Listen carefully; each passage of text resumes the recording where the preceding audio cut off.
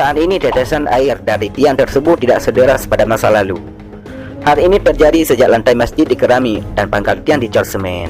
Menurut Umar Syah, penjaga masjid, ada beberapa peninggalan bersejarah di masjid ini, seperti bedu yang terbuat dari batang kelapa tua dan kain sajadah tenunan.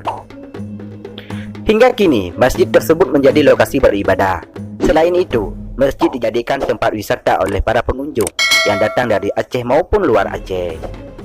Masjid Tugu Pulau Kambing telah masuk daftar cagar budaya di Kementerian Pendidikan dan Kebudayaan tanggal 17 Oktober 2011.